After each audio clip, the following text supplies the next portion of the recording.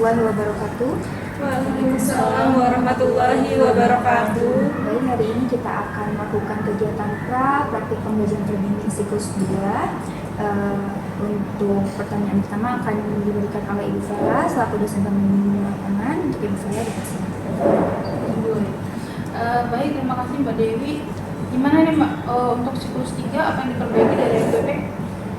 Siklus 2 apa yang diperbaiki dari MPP? Baik, untuk siklus 2 ini saya menggunakan model pembelajaran problem based learning di mana saya ingin meningkatkan kognitif siswa atau analisis siswa dalam berpikir dan memecahkan masalah.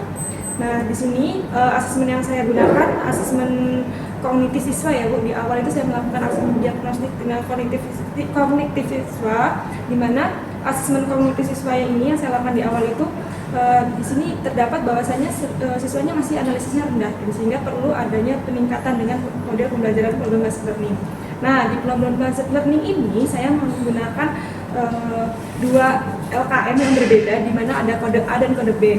Di kode A dan kode B ini memiliki perbedaan yang sangat signifikan ya Bu di dalam soalnya, di mana soal A itu fungsinya nanti menggunakan negatif dan yang di kode B itu menggunakan fungsinya yang positif, di mana nanti hasil kerjanya nanti diharapkan siswa mampu membedakan bentuk grafiknya yang terbuka ke atas atau terbuka ke bawah.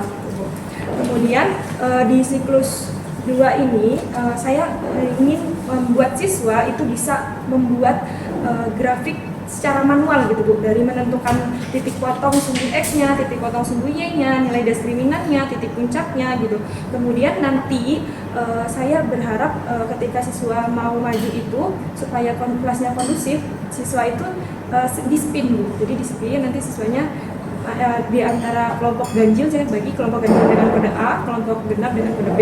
Nah, nanti yang di maju nanti kelompok A, kelompok ganjil dengan kode A, salah satu maju kelompoknya.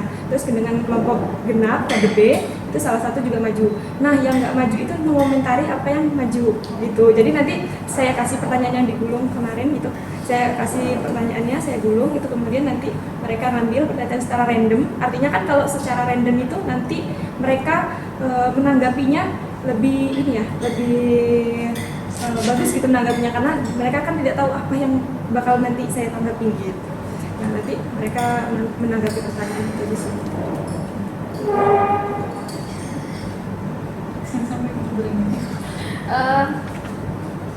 Yang berubah apa sih Mbak dari RPP sebelumnya? Baik, yang berubah dari RPP sebelumnya kan saya menggunakan Kings Game Turnamen ya Bu, di mana yang Kings Game Turnamen itu masih siswanya manajemen kelasnya terlalu kurang kondisif gitu Bu, sehingga perlu manajemen yang mereka ini harus aktif tapi terstruktur gitu loh ya. Oke, berarti saya lihat agak lebih baik ya dari RPP-nya, dari LKM-nya jadi lebih beragam, kemudian dari sintaksnya juga berjalan dengan sesuai rencana. Semoga. Jadi ini ada, belum ada waktu ini, sudah ada 20 menit. Ini semoga nanti sesuai dengan apa yang sudah direncanakan ya, misalnya 20 menit ya 20 menit, agar tidak ada alasan lagi untuk karena manajemen waktu jadi kelas jadi agak berantakan seperti itu. Dari Mbak Febri yang ditanya? Baik, bagaimana perasaan Mbak Diana setelah selesai melaksanakan praktik siklus 1?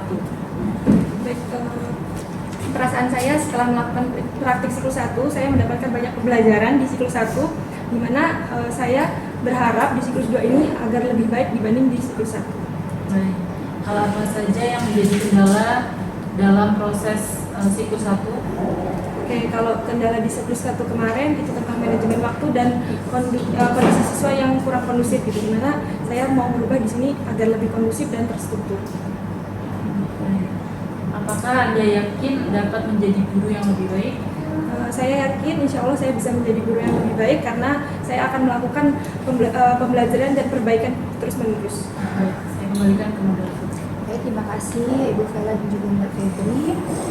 Saya cukupkan kegiatan praktik pembelajaran siklus 2 pada hari ini. Terima kasih. Wassalamualaikum warahmatullahi wabarakatuh. Waalaikumsalam warahmatullahi wabarakatuh. Assalamualaikum warahmatullahi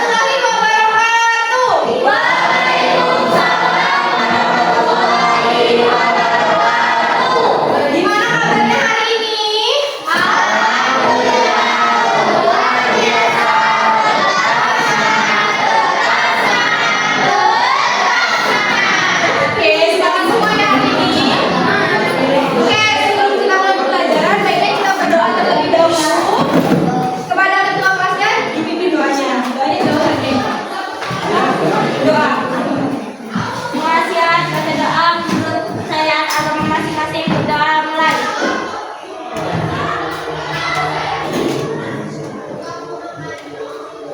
Udah selesai. Oke, coba dilihat tentunya ada nggak hadir hari ini? Ada, Bu. Siapa? Jadi, Raffi, Kaisar. Tidak Raffi, Bu, sama Kaisar.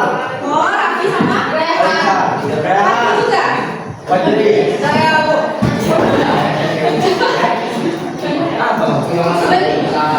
Oke. Ada yang tahu hari ini kita akan belajar tentang fungsi kuadrat.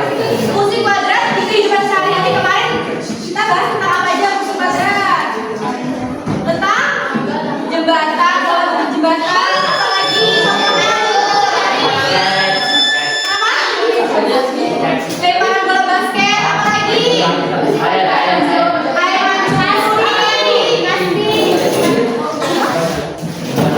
jembatan udah tadi, apa lagi? Ayo. Yang berat dipelajari waktu iya, pelemparan bola kas. Ini banyak banget ya. Fungsi kuadrat di kehidupan sehari-hari yang kita lihat. Nah, pada kesempatan hari ini kita akan belajar tentang menggambar fungsi kuadrat. Jadi tujuan pada pembelajaran hari ini adalah kita menentukan nilai maksimum, nilai minimum, titik puncak, dan sumbu simetri. Oke? Nah, sama itu akan mengajarkan kalian untuk menggambar fungsi kuadrat secara manual. Jadi pertama kita akan menemukan titik-titiknya terlebih dahulu. Jadi apa itu fungsi kuadrat tadi? Fungsi kuadrat adalah fungsi polinomial berderajat 2. Contohnya di bentuk umumnya fx sama dengan ax kuadrat plus bx plus c. Karena dia berderajat 2, maka dinamakan fungsi kuadrat. Kalau misalkan dia cuman fx sama dengan ax plus bx plus c, apa dia fungsi kuadrat? Tapi dia fungsi linear. Itu udah pernah dipelajari di kelas tapi? Nah, untuk menentukan menggambar fungsi kuadrat, kita harus menentukan yang pertama titik potong sumbu x. Titik potong sumbu x itu ini. Dia ada di garis x-nya. Jadi titik potong sumbu x itu di garis x-nya. Titik potong sumbu x terjadi apabila y-nya sama dengan i.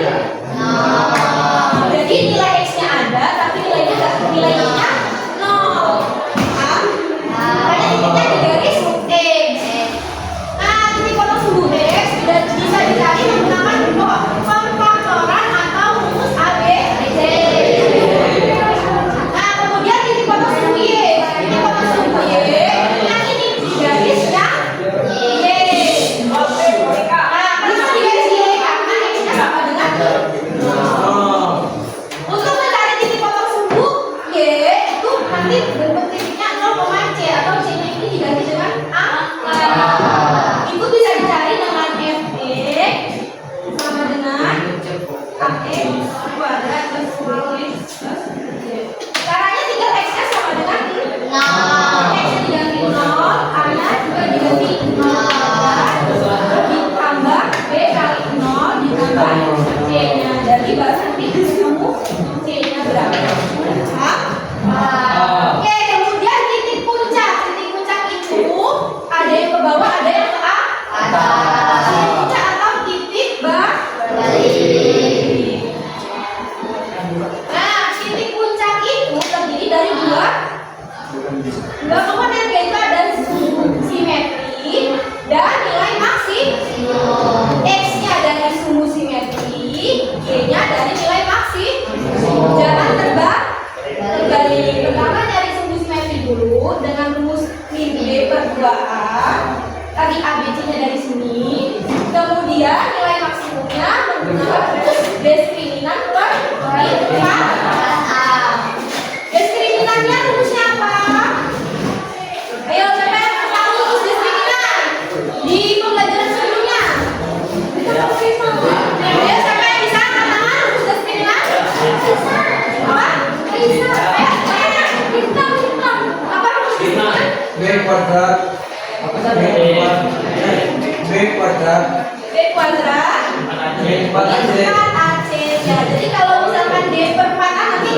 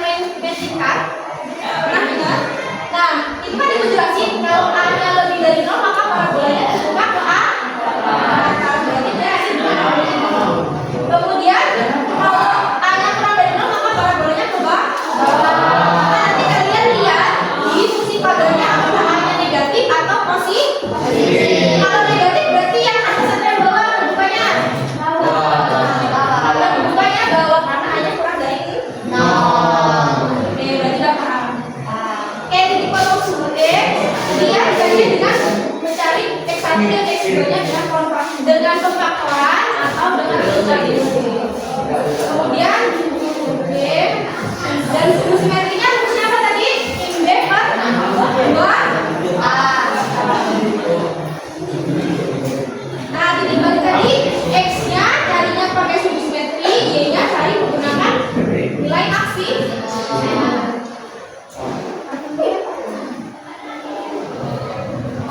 Jadi kesimpulannya adalah menggunakan akar integrasinya, pertama kita tentuin ABC-nya dulu, kemudian titik potong sumbu X, titik potong sumbu Y, sumbu simetri, titik tengah, dan menggambar grafiknya. Tugasnya sekarang ibu punya LKM di sini.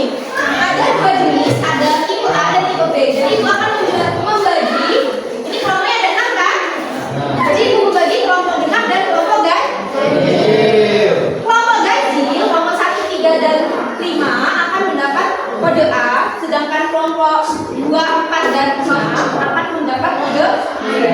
Nanti di sini kalian kerjakan menggambar titik potong sumbu X. Kalian cari langkah-langkahnya seperti yang tadi dijelaskan. Kemudian kalian gambar di aktivitas 2 dan kesimpulannya di aktivitas 3. Oke, ibu bagiin ya dari kelompok 1, kelompok 5.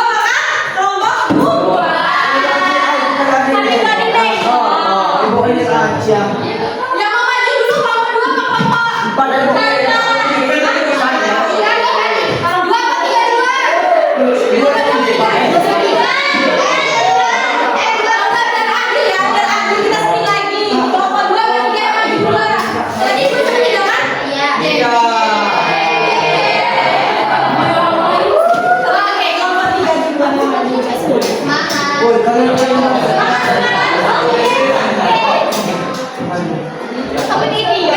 kelompok 3 maju ke depan.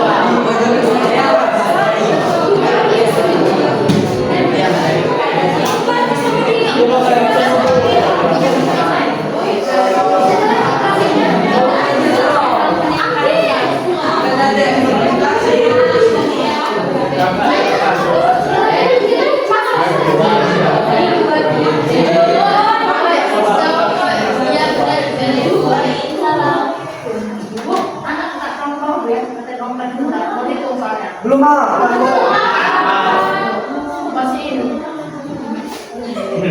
Mantap kunci. Mantap kunci.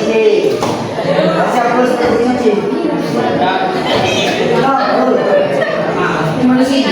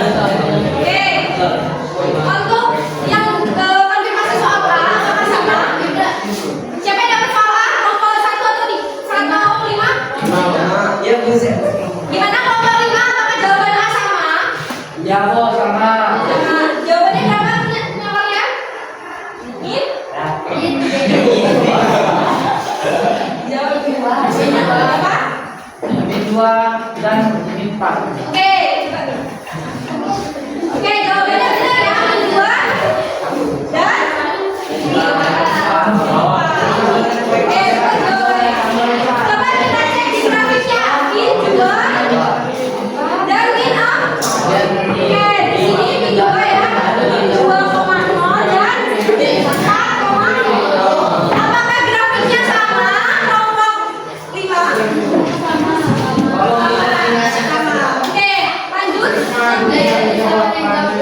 Lanjut, siapa yang dapat satu B?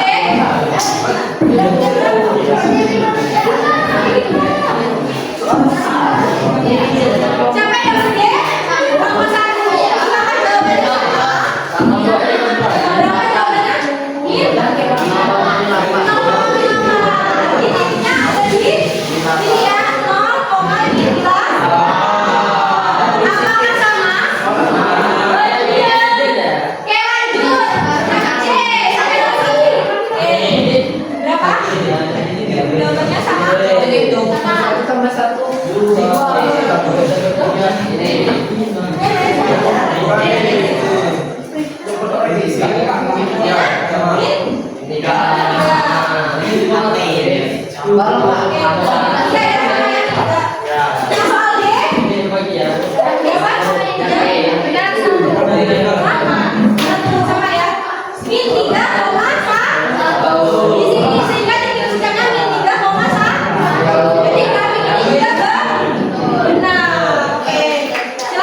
Terima kasih untuk kelompok 3. Tepuk tangan buat kelompok 3.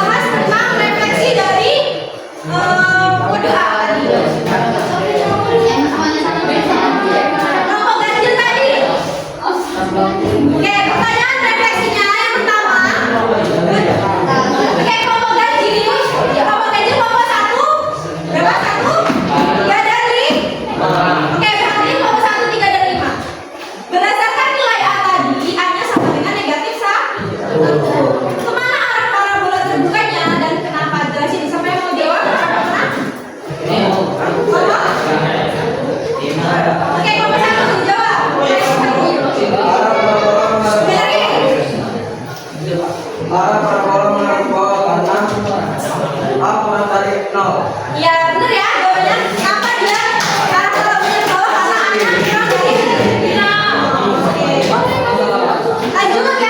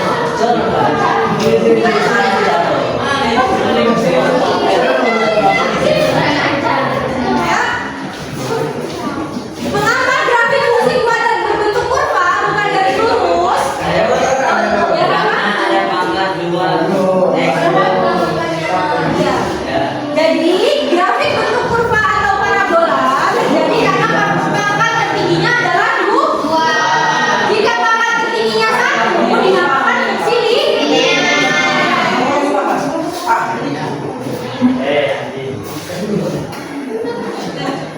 Lanjut, yang nomor 3. Kelompok siapa yang mau jawab? Nomor 3. Berapa banyak yang di dalam sumbu X? Apa hubungannya dengan teks ini kalau ada 2 maka ini yang 0 ini kalau ini nilainya oke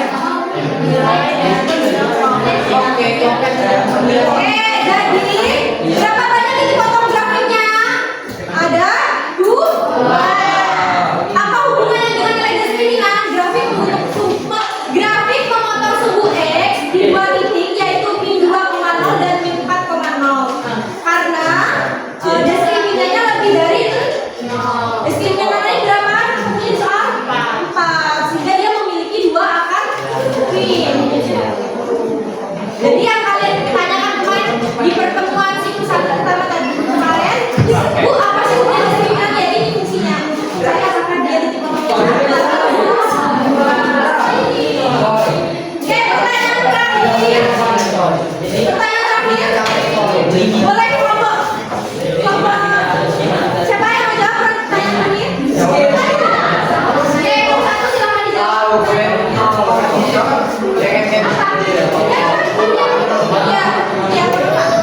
Jadi grafik C melalui titik nol adalah kelompok nol. Oke, jadi jika nilai C-nya misalkan nilai C-nya, coba dengarkan. Untuk soal A maupun soal kode B, itu kan nilai C-nya bukan nol ya. Ada yang 8, ada yang min 2. Misalkan kita ubah menjadi 0, apa yang akan terjadi pada grafik? Yang akan terjadi adalah jika C-nya sama dengan 0, maka yang berubah adalah titik potong sumbu Y. Kalau titik potong sumbu X tadi berdasarkan diskriminasi. Di pertanyaan nomor 3. Kalau nilai C yang berpengaruh adalah titik potong sumbu Y. Kalau titik potongnya C sama dengan 0, dia akan memotong Y di titik 0,0. Kalau kurang dari 0 tidak memotong sumbu bisa ya? Bisa. Jadi itu adalah refleksi dari gambar. Jadi waktu yang pertemuan pertama kita cuma belajar sifatnya, pada pertemuan ini kita membuktikan dan merefleksikan hasil dari gambar. Apakah kelompok ini sudah selesai? Belum.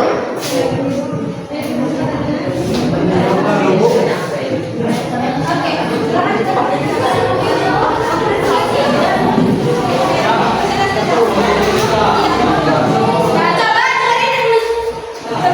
semuanya, silakan ngomong.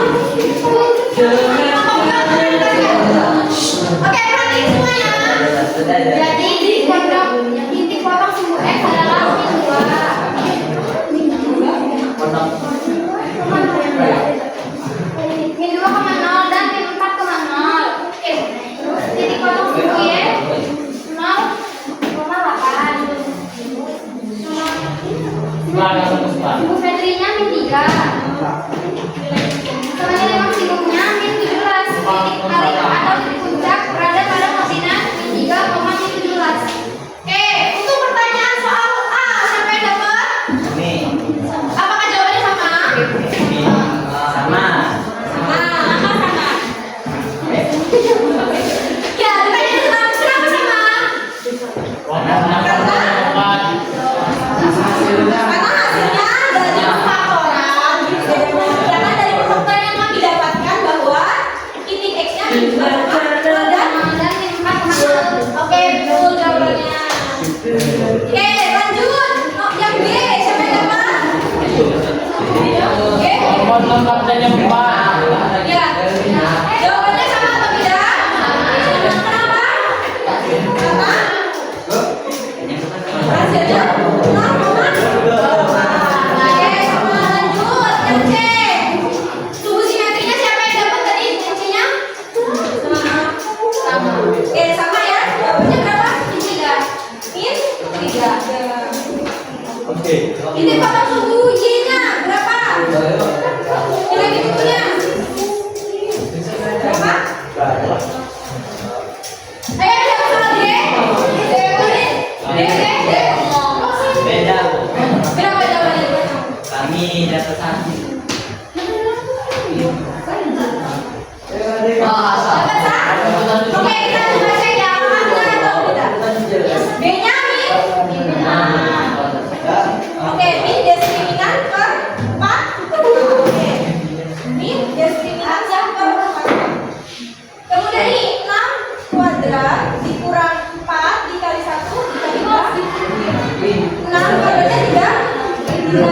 Nah, kemudian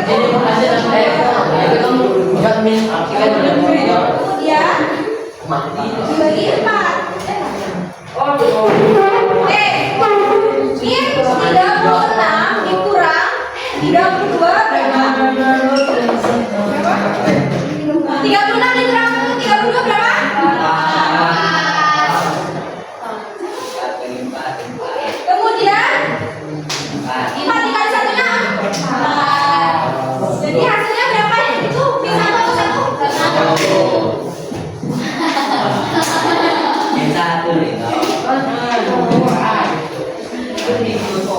Faktanya usaha namanya. Ya, kelompok enam 1 atau min 1?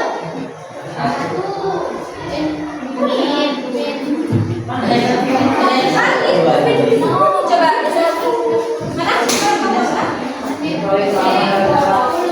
Faktanya 4 faktanya. Jadi min 1 atau 1?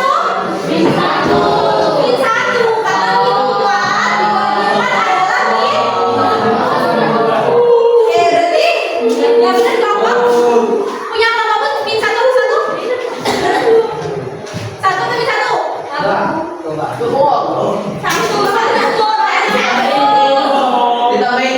Iya, bukan di dalam ngomong 1. Faktanya jujur.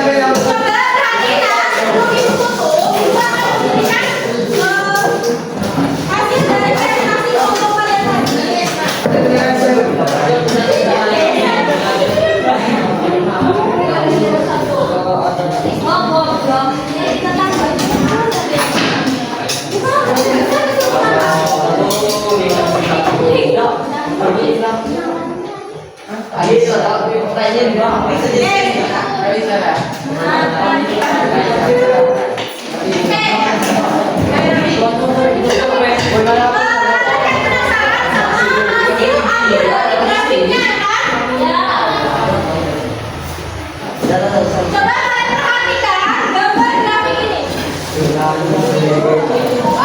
Jadi hasil dari kode A dan kode B tadi grafiknya seperti ini. Yang biru tadi yang untuk kode A itu grafiknya yang warna biru nih. Sedangkan yang grafik yang merah itu kode B terbuka ke atas, yang kode biru tadi terbuka ke bawah. Jadi gambar grafiknya sepertinya hanya terbalik doang. Jadi yang kalian cari tadi titiknya adalah grafik ini. Oke, pada pertemuan ini kan kita sudah mendapatkan secara manual dan merefleksikan secara manual. Di pertemuan selanjutnya itu akan belajar, kita akan belajar gimana caranya mengaplikasikan fungsi kuadrat di kehidupan sehari-hari, dan ibu akan mengajarkan. Coba dari, oke, di pertemuan selanjutnya ibu akan mengajarkan cara mengaplikasikan fungsi kuadrat di kehidupan sehari-hari, dan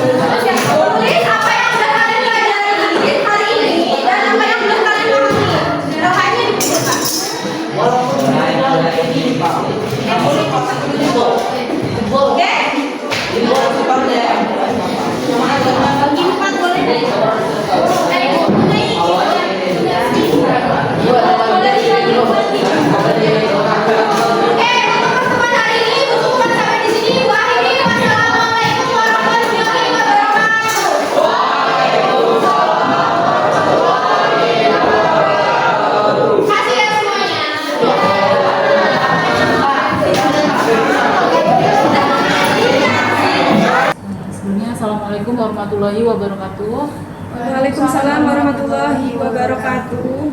Baik, acara selanjutnya yaitu pasca pembelajaran praktik terbimbing siklus 2. Yang selanjutnya Saudara Diana yang akan menjelaskan atau menceritakan di kelas. Baik, terima kasih kepada moderator. Baik, izin saya menceritakan apa yang terjadi di kelas tadi. Di praktik pembelajaran siklus 2 ini berjalan dengan cukup lancar, lebih lancar dibanding siklus pertama, di mana di siklus 2 ini tadi siswa-siswanya sangat antusias ketika mereka melakukan pembelajaran. Apalagi saya melakukan scaffolding terhadap Baik, izin menjelaskan ya Bu, di siklus 2 ini berjalan lebih lancar dibanding siklus pertama, di mana siklus 2 ini siswa-siswanya lebih aktif gitu Bu, dan mereka mau bertanya gitu. Jadi tadi banyak yang bertanya kayak, Bu ini apakah jawabannya benar gitu, Bu ini begini bukan gitu. Artinya pembelajaran seperti itu kan yang diharapkan oleh guru gitu ya Bu ya, siswanya aktif dan mau mengerjakan soalnya dengan tepat gitu. Kemudian di siklus 2 ini siswanya juga antusias dalam presentasi gitu Bu, dimana presentasinya tadi kan menggunakan spin dan mereka melakukan presentasi gitu, artinya setiap kelompoknya gitu akan menunggu siapa yang bakal presentasi ini gitu. Kemudian siswa yang kelompok yang tidak presentasi tetap dapat kebagian untuk bertanya, oh jawaban kelompok saya benar sama dengan kelompok mereka gitu, oh jawaban kelompok saya berbeda gitu. Jadi ada interaksi antar kelompok yang tidak maju dan maju gitu. Itu sih Bu. Baik, terima kasih. Selanjutnya yaitu Mbak Dewi yang akan sebagai teman sejawat yang akan bertanya kepada Saudara Dewi. Baik Diana, di sini saya akan menanyakan beberapa hal. Yang pertama, ada nggak kira-kira hal-hal yang menghambat Anda dalam melaksanakan RPP yang sudah disusun? Baik, untuk dalam melaksanakan RPP di siklus 2 ini tidak terlalu menghambat seperti siklus pertama, lebih lancar dibanding siklus pertama. Selanjutnya, coba tunjukkan hal positif yang memang Anda peroleh selama melakukan pembelajaran ini. Oke, baik. Siklus kedua yang saya peroleh ini, hal positifnya itu lumayan sangat-sangat positif, di mana saya senang gitu ketika siswanya bisa aktifnya itu terstruktur, kemudian ada antusias dalam melakukan tanya jawab gitu antar interaksi kelompok yang maju dan tidak maju. Kemudian ada siswa yang bertanya, Bu apakah ini benar, Bu ini benar nggak gitu. Jadi ada interaksi dan mereka mau, oh berarti mereka bisa memahami gitu. Kemudian mereka bisa menggambar grafiknya dari yang menentukan titiknya, lalu mereka membagi, ada yang mengerjakan mencari titiknya, ada yang menggambar grafiknya gitu. Kemudian ada yang membacakan refleksinya gitu, menulis refleksinya. Artinya dimana siswa bisa membagi tugas gitu, dan saya rasa saya cukup senang dan mendapatkan hal positif dari siklus 2. Untuk pertanyaan terakhir, kira-kira apakah Anda sudah mengerahkan semua kemampuannya dalam kegiatan pada saat ini? Baik, untuk siklus 2 ini alhamdulillah saya sudah mengerahkan semua kemampuan saya untuk pembelajaran di praktik siklus 2 ini, dan tapi saya tetap berharap di siklus 3 nanti saya bisa lebih maksimal lagi, lebih baik lagi, sehingga pembelajaran di kelas itu lebih berjalan dengan lancar dan tanpa kendala. Baik, terima kasih Saudara Dewi. Selanjutnya yaitu Bu Bella yang akan memberikan pertanyaan kepada Saudara Diana. Baik, terima kasih Mbak Febri. Itu ya Pak, efek dari RPP yang disusun dengan kompleks dan baik, dengan LKM-nya yang beraneka ragam, kemudian mengikuti jalannya sintaks, ketegasan dalam menentukan waktunya, itu membuat kelas jadi teratur dan kelas jadi hidup, kemudian siswanya juga terkontrol seperti itu luar biasa tadi dalam perjalanan siklus 2-nya. Berarti kita belum dapat mengatakan itu berhasil karena kita belum tes kemampuan kognitif ya. Cuman kalau dari penilaian kan tidak hanya kognitif, penilaian bisa dari fisika, keterampilan dan lain-lain. Jadi kalau menurut penglihatan saya itu udah luar biasa penilaian untuk nilai-nilai yang ada di siswanya dari RPP yang Mbak terapkan ini gitu ya. Selanjutnya nih Mbak, kita kan ke siklus 3 ya Mbak, kira-kira ada perubahan atau Mbak? Tentu saja saya akan melakukan perubahan di siklus ketiga, Bu. Walaupun di siklus 2 ini sudah saya rasa sudah cukup baik gitu, tapi di siklus 3 saya ingin membuat siswa itu lebih kreatif gitu. Jadi di siklus pertama tentang mereka hanya yang merasakan bahwa matematika itu menyenangkan, di siklus 2 kita gali analisis siswanya. Di siklus 3 saya akan melakukan pembuatan MPP-nya dengan gabungan dari asesmen gaya belajar dan asesmen kognitif, di mana saya akan melaksanakan project based learning. Nanti siswa-siswanya membuat project tapi tetap mengerjakan soal yang berbasis masalah kontekstual. Oke, nanti itu ya kedepannya. Baik, itu saja. Sudah sangat Baik, terima kasih atas pertanyaannya Bu Bella. Mungkin saya cukupkan untuk pasca praktik pembelajaran terbimbing siklus 2. Saya akhiri. Wassalamualaikum warahmatullahi wabarakatuh. Waalaikumsalam warahmatullahi wabarakatuh.